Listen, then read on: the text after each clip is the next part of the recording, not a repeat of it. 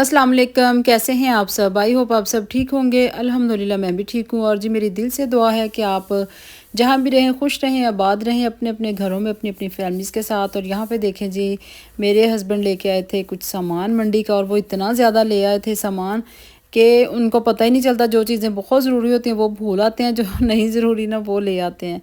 जैसे कि अब ये मेथी है, इतनी ज़्यादा पालक है, तो हम 4 लोग हैं, हमने कितने के पकौड़े खा लेने, हमने कितने की मेथी खा लेनी है। और हालाँकि पता भी है कि बच्चे ये चीज़ें बिल्कुल भी नहीं खाते ना, मतलब मेथी का सालन तो बिल्कुल नहीं। हालाँकि मुझे इतना पसंद है ना आलू मेथी, बहुत मज़े की बनती है। ख़ैर अब इनको मैंने महफ़ूज़ तो करना था, तो मैंने ना दिन में इनको सारा अच्छी तरह से कटिंग शटिंग करने के बाद इनको मैंने अच्छी तरह से पैक किया, और फिर जी इनको मैंने फ्रीज़र में रख दिया। और साथ के साथ देखें जी सफाई भी हो रही है, और साथ जी वो लेके आए सैलड का सामान। और बंदा पूछे कि भाई सबके तो रोज़े होते हैं, सैलड किसने खाना है? अब रात को तो नहीं इफ्तारी में सैलड खाना। तो जी कौन कौन इस तरह करता है, किस किस के हस्बैंड इस तरह करते हैं कि जो चीज़ चाहिए होती है वो मंडी में भूल आते हैं, जो नहीं चाहिए होती वो ले आते हैं। खैर यहाँ पे मैंने सारी चीज़ें देखें फ्रीज़र में रख दी थी, और दही भी डेली थोड़ा थोड़ा बच जाता है, वो भी मैंने फ्रीज़र में रखा हुआ है कि जब ये 3-4 दिन का या 1 वीक का हो गया ना, तो इसकी मैं बनाऊंगी कढ़ी, और वो बहुत मज़े की बनेगी ना। जित क्योंकि जितना ज़्यादा खट्टा दही होता है उसकी उतनी ही मज़े की कढ़ी बनती है, और उतनी ही वो खट्टी मज़े की लगती है।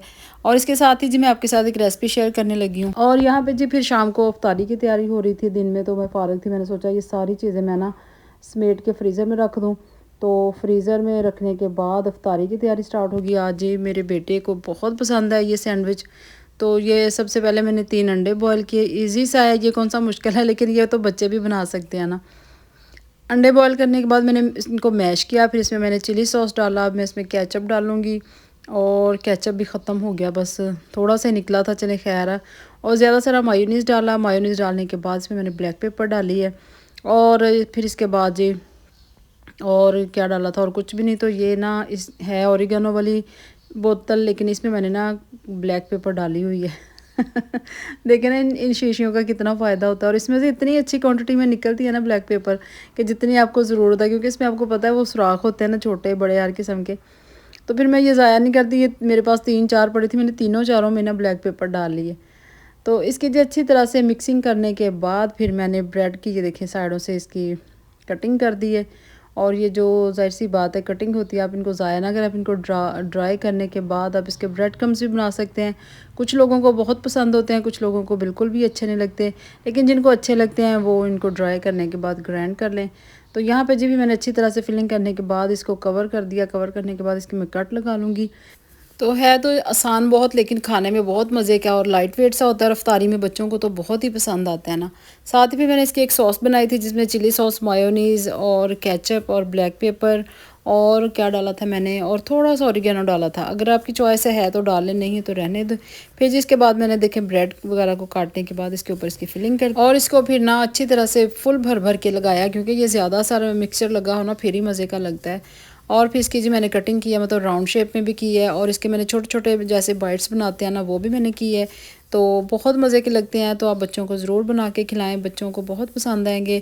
और ये जो मेरे नेल पॉलिश लगी हुई है ना, तो ये मैं गई थी जी मार्केट, जहाँ पे मैं चेक करी थी नेल पॉलिश है, वो भी मैं आपको दिखाऊंगी, क्योंकि मैंने एक ब्यूटी बॉक्स रेडी किया है वो ब्राइडल का, और बहुत ही वो बजट के अंदर रह के वो ब्यूटी बॉक्स है।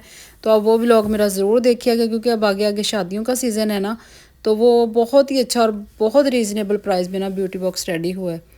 तो बस वो मैं नेल पॉलिश चेक कर रही थी, तो अभी मेरे पास रिमूवर नहीं था, जो कि मैंने रिमूव नहीं किया। तो मैं कुछ करती हूँ, क्योंकि मैं ना इसको अब कैंची के साथ उतारूँगी। अब मैं इतनी जल्दी तो बाज़ार से जाके ना नेल पॉलिश रिमूवर लेके आने से रही।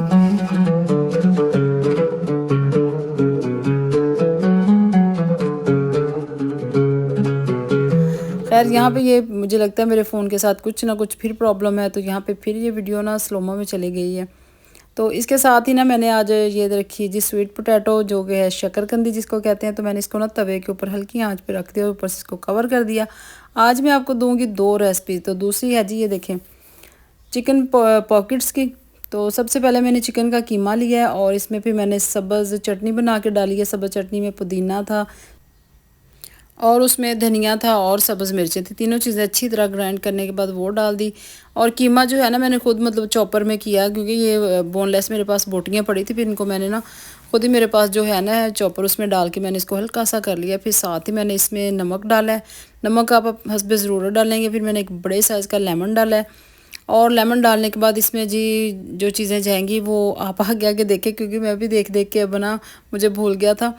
तो यहाँ पे मैंने तिक्का मसाला थोड़ा सा डाला है और एक बिल्कुल छोटे साइज़ की प्याज वो मैंने थोड़ी सी डाली है बारीक काट के। और जी इसको थोड़े से ऑयल में ना मैंने हल्का सा फ्राई किया चिकन को। और थोड़ा सा ना क्लिप आगे पीछे हो गया, ये पता नहीं क्यों हो जाता है क्लिप आगे पीछे, चले खैर जी। ऑयल में मैंने फिर कीमा डाला, कीमा डालने के बाद उसको हल्का सा फ्राई किया। जब फ्राई हो गया फिर इसमें मैंने बारीक कटी हुई देखें जी गाजरें और शिमला मिर्चें। गाजरें थी वो मैंने कद्दूकश कर ली थी और शिमला मिर्चें थी वो मैंने बारीक बारीक काट के वो कीमे में डाल दी हैं। और इसको ना फ्राई करूँगी ताकि जो उसका कच्चापन है ना वो बिल्कुल ख़त्म हो जाए।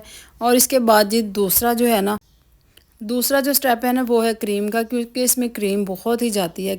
जितनी ज़्यादा क्रीम होगी उतना ही ज़्यादा ये टेस्टी बनेगी। और क्रीम डालने के बाद इसको मैंने चूल्हे से उतार के इसको नॉर्मल किया। नॉर्मल टेम्परेचर पे करने के बाद तो ये मैंने जी समोसा पट्टियाँ ली हैं।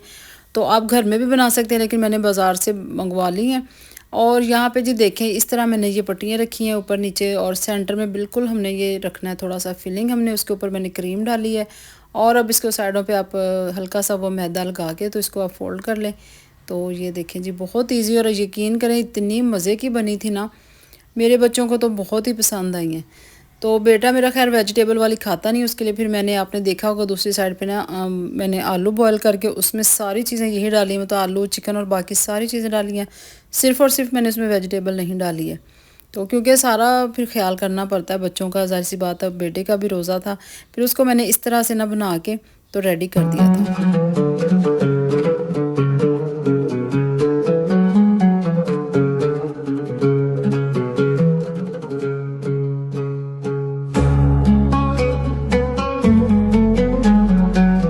और यहाँ पे देखें जी मैंने काफ़ी सारे जो है ना चिकन पॉकेट्स बना के रख ली थी। मैंने सोचा कि एकदम से फ्राई करूँगी, ज़ाहिर सी बात है ये बनी पड़ी हो ना फिर फ़ौरन से हो जाते हैं, फिर इनको फ्रीज़ भी कर सकते हैं।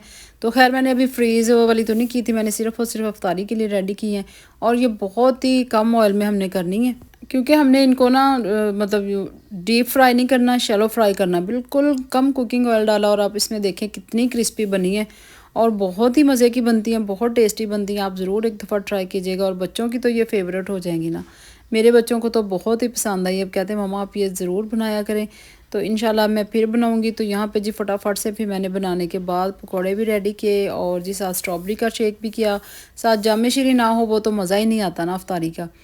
तो जामे शीरी से ना एकदम से इतनी ठंडक सी आ जाती है। हम लोग यही बात करते हैं, पिछले साल ना बिल्कुल भी मतलब कोई जूस वगैरह कोई ठंडी चीज़ें ना बनी नहीं थी और ना ही दिल किया था। लेकिन इस दफ़ा आप देखें ना फरवरी में ही इतना अजीब सा मौसम हो गया ना कि बहुत दिल करता है कि ठंडी चीज़ें अफ्तारी में, ठंडा मिल्क शेक हो, ठंडा शरबत हो।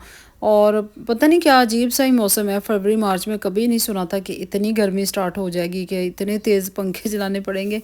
कभी कभी मेरा तो दिल करता है ना कि मैं तो एसी ऑन कर लूँ, इतनी मुझे अजीब सी घबराहट सी होती है। तो ये देखिए यहाँ पे मैंने ना साथ साथ फ्राई भी कर रही हूँ, साथ साथ मैं अपना कॉर्नर भी रेडी कर रही हूँ। मैंने सोचा कि थोड़ी सी वीडियो भी आपके साथ शेयर करनी है, क्योंकि ये भी ज़रूरी होता है। और यहाँ पे देखें जी ये इतनी क्रिस्पी बनी थी ना, और अंदर से इसकी फिलिंग चेक करें ज़रा, क्योंकि इसमें क्रीम ही ज़्यादा जाती है। तो आप इसके चीज़ भी डाल सकते हैं, लेकिन मैंने क्रीम डाली थी क्योंकि जो रेसिपी मैंने बनानी थी वो उस क्रीम के साथ ही थी। तो आप मुझे ज़रूर बताइएगा कि आपको कैसी लगी है मेरी रेसिपी दोनों।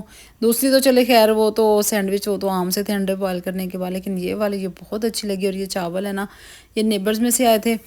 तो जब अफ्तारी के टाइम अचानक से आपके घर में कहीं से कोई चीज़ आए ना, तो इतनी खुशी होती है ना, बहुत मज़ा आता है। और जब मैंने भेजनी होती है तो मुझे याद ही नहीं रहता कि मैं भी वीडियो बना लूँ, क्योंकि इतना जल्दी जल्दी काम करना होता है ना, तो बस याद ही नहीं रहता कि मैं भी बना लूँ। खैर जी साथ ही साथ शकरकंदी भी बॉयल हो गई थी, ये देखें। बाकी चीज़ें सारी मैंने वीडियो वगैरह बनाने के बाद अंदर भेज दी थी। और ये देखिए यहाँ पे सैंडविच भी रेडी है, और इतनी मज़े की शकरकंदी बनी ना। और उसके ऊपर जब हमने आलू बुखारे और इमली की चटनी डाली तो वो क्या ही बात है जी। अभी भी मुँह में पानी आ रहा है। मेरा रोज़ा भी है, क्योंकि जब मैं वॉइस ओवर कर रही हूँ मेरा रोज़ा है। खैर जी, तो यहाँ पे बहुत ही मज़े की इफ्तारी बनी थी। और अगर आपको वीडियो अच्छी लगी है ना तो आप लाइक कीजिएगा, न्यू है सब्सक्राइब कीजिएगा, दुआ में याद रखिएगा। अल्लाह पाक सब के लिए रमज़ान खैर का। अल्लाह हाफिज़, बाय बाय।